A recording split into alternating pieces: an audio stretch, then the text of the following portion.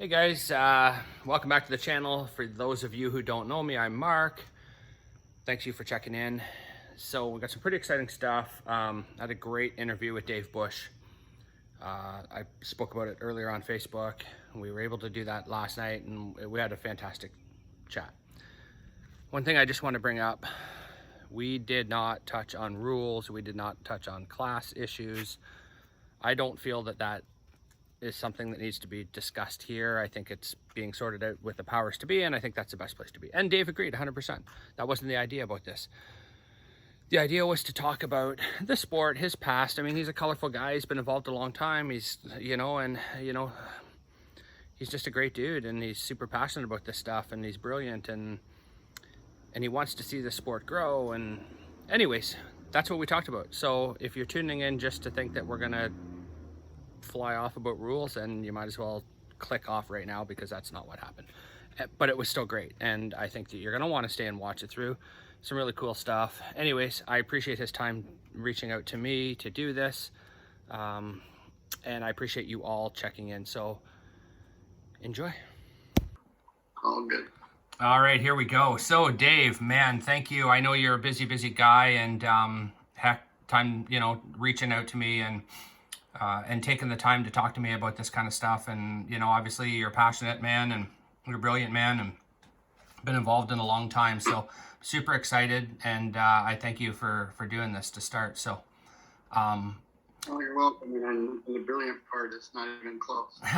No, I think lots would argue. But anyways, so listen, let's go back. Let's go way back. I mean, I know you've had an involvement in all forms of motorsport, and still do.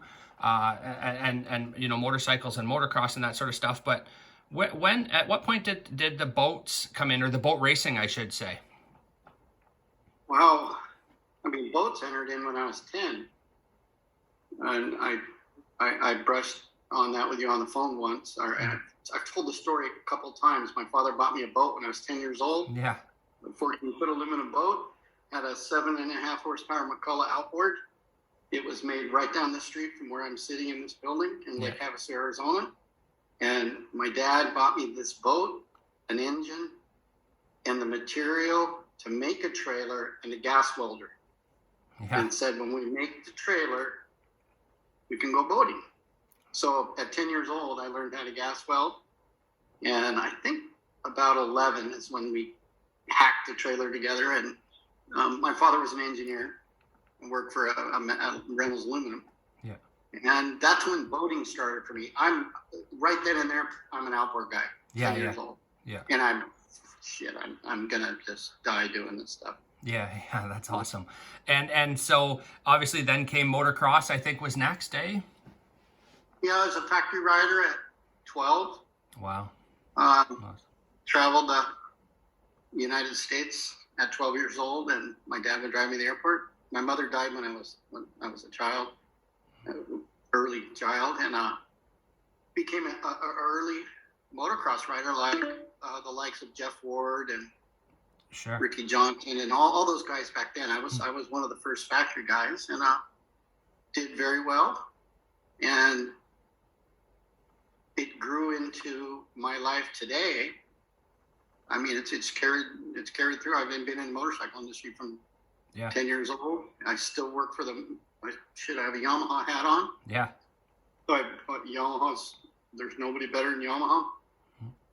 I started racing young. Had the choice to go. Won a bunch of pro state stuff here when I was in my teens, and had to decide between business or professional racing and traveling to Europe like my friends did, and get into F1 motorcycle, or it was called F1 then, but now it's MotoGP, which all my friends became champions, and they all live in this town of Lake Havasu. Yeah. 50 years later. Yeah, I think you were doing a little mountain biking with some of them today, if I understand. Oh God, my friends for the last 40 years we're just as stupid as we were then, and but we like to jiggle, or we call jiggle our fat, and all my bicycle stuff. Anyways, yeah. So I started racing early. Outboards, now I was working on really high-end motorcycle racing from 17 years old through my early 20s. But all my friends became world champions, and they were national champions here in the States, which they call world here in the States, but it's really not.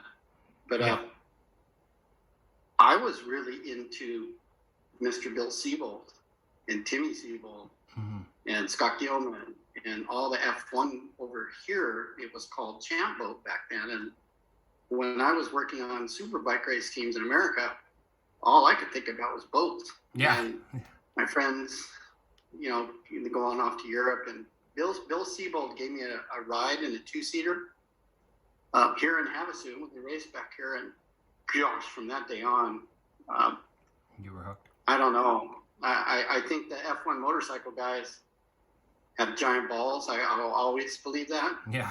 But I think the F1 boat guys, yikes. Yeah, I mean, it's pretty. They don't get paid enough. Yeah, it's pretty badass for sure. And you know, and I still work with F1 today, and the drivers they're nuts, and they're so talented. But I don't know if that answers that question. So you must have been at some point the rider, the motocross rider that was diving into his own stuff and working on your shit and whatnot, I guess, back in the day. Oh my gosh, Jesus. We made our own cylinders. We made our own pipes. I was raised by a man named Dick Razik after my father passed. I was heliarching by 12. Was on the mill and the lathe 13. We literally made our own chassis when I raced motocross, and we would literally get a factory bike, and we would notice whose bike might work better, and we'd go measure it. We literally would measure the dimensions and brake and trail and try to help our vehicles if they didn't work. But yeah, I was involved, always trying to make our stuff better. And while I was racing motocross, I was also working on factory superbike in America. So it was quite an education, boy. Oh, I bet. But boats was my passion. Boats was your passion, yeah. Kind of messed up. And I'm going to skip ahead a little bit. I mean, again, as you know, I'm fairly new, so I wasn't there for it, but I catch the stories and my research and that sort of stuff. And obviously, I'm going to sort of go to the Pro Gas days, I guess, quarter mile. It was Pro Gas. Is that what you guys called it? Yeah, it was Pro Gas when we did it. I did it. So was there stepping stones before that, like in lower classes or slower classes, or did you guys at that time did you just kind of? Probably was, but I didn't have any interest in any of the lesser classes. I had followed Mod VP, Al Stoker, the Bushes, Rourke Summerford. Both Rourke and Al are my friends today. Literally, Sure. Greg Foster, all the past champions were still all good friends. Yeah. I went immediately to I don't know what it was called, modified production. And I was working on, full blown factory Kawasaki race team stuff. And then I was building a boat to go drag race. Yeah. I didn't have to go to the real races. I'd go to my own race, but yeah. I brought a Mirage with an OMC to my very first race. I don't even know when or where, but they had laughed at us because we had a Mirage ski boat, and everybody else had capsules, and I brought an open cockpit boat and an OMC, and I think we got second. Wow. And I'm pretty sure a guy named DeWeese won the race, and we were on the same radio channel, ironically. So my very first boat race, I got to have two. It was pretty fun. I was hooked from the first second. I only raced once in an open cockpit boat. Yeah. And then I went directly into an STV. And yes, it was Pro Gas.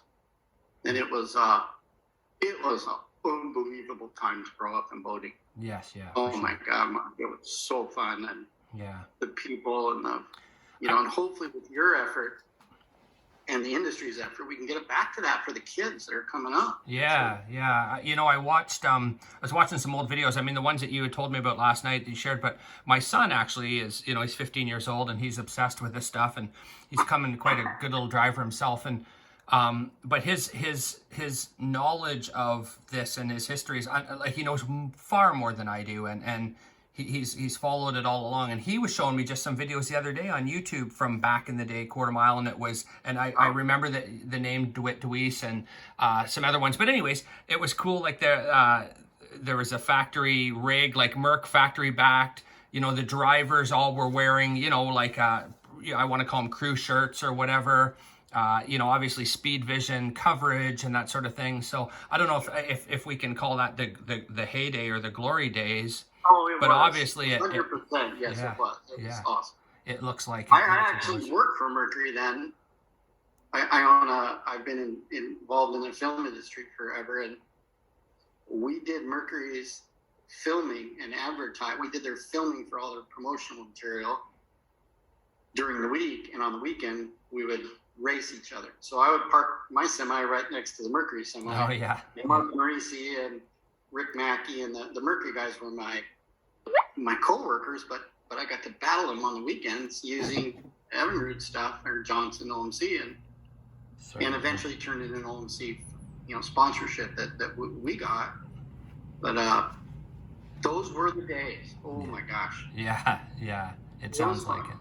Now, was there more than a few semis then in those days? No. There would be. Mine was like a feather light, sure, kind of like the NASCAR guys uses. But yeah. I didn't have the two rear wheels. I'd have the single rear axle, 55-foot trailer and all that nonsense. But it was. Now the guys, holy crap! When we went to the race a couple weeks ago, I don't want to get out of the trailer. They have so nice. Yeah, they got some nice rigging, and that's all cool too. I think that kind of lends to the whole show in a sense, right? And you know, for the fans, they want to see the big trucks and the big trailers and that sort of stuff. And I think that's starting to come back around too. I mean, I think a standard issue, or I think, you know, standard issue trailer now for an outboard drag boat racer is a 32-foot enclosed. You know, so. That's pretty cool, and I want to kind of touch, because that's what you and I talked about last night, you know, and the idea of this meeting was for no other reason than to discuss kind of what's going on out there now and what can happen and how we can kind of, I don't want to say bring it back to life because it's not dead, but just put a little bit of a spark back into it, you know, and gosh, I think it's starting, but you know, we've got a little kernel going. I don't know what the way the world is now. I mean, we need the younger people and, you know, people that have passion like you and me, and I can name 100 people that have passion. Yeah. Everybody that goes to races has passion, but we need somebody from that. It starts literally from probably one of the promoters, I would think, is a really big part of it. And no different than F1, where we're racing F1 now, or MotoGP. Or Bernie Ecclestone in F1 cars. It all revolves around the top. Yeah. And then you can attack it from both sides. But I think what you've done, you're the first person that's kind of gone outside the box in years, and then you got on this kind of stuff, which I consider social media. It's a good thing to try to get it going. I don't think we'll ever get the manufacturers back involved. I was just going to ask you, that was going to be my next question. Is that? I keep trying. I'm going to keep trying. I'm extremely, you know, I want to think I'm on really good terms with Mercury, and Yamaha is never going to want it. I mean, I was this close to going racing with Yamaha. They pulled out for the bean counter part of it, and then Mercury we almost went big block racing with Mercury in 2000 with a 300X. Yeah. And it was right there, ready to go, and then the bean counters came in and said no, and then F1 sort of slowed down here in the States. And I see a little resurgence though with that 360 Apex, and now I'm gonna. A fan of change. Sorry, what was that? I'm a fan of change for sure. If it helps, you know, the sport. For sure. Is there a such thing, and I'm asking because I truly don't know, and I know if anybody would, it's you. Is there 4-stroke drag applicate? Like, could it be done? Is there gear case issue or gear ratio issues or rev limiter? Like, I just don't understand it too awful well. I know they're bigger and they're heavier, but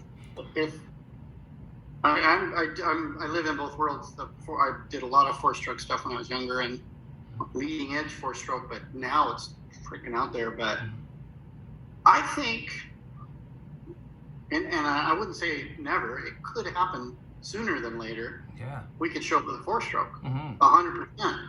It's going to be heavy. Yeah. But it's going to kind of be like a V8 OMC heavy. It's going to be heavy, but it's going to be a monster. Yeah. It'll have a bunch of boost, and a lot of stuff will have to change. I mean, their production layout is very fishing kind of oriented. Of course, yeah. But if you made a flat plane crank and yeah, maybe get the log manifold exhaust changed up a little bit. I mean, I could see making 700-800 horsepower four-strokes that'll just be missiles from hell, but they're going to be heavier. They're going to be expensive. Yeah. But we went through that in motocross, though. Two-stroke, four-stroke. Yeah. And the same thing with F1. Yeah. F1 motorcycles. Yeah. And they were faster in the long run. The four-strokes made better lap times. Sure. Is it going to happen that way with the 360 right now? I'd love for Mercury's sake to say yes. Time will tell. There's a lot of weight to foot through those G's. Yeah, for sure. I don't see the factories being involved until there's racing that's going to allow the products that they're making. You know what I mean? I think if you take a look at NHRA, for example, that factory stock kind of re-sparked factory interest with Ford and Chrysler, and they brought that class, and that class is pretty cool.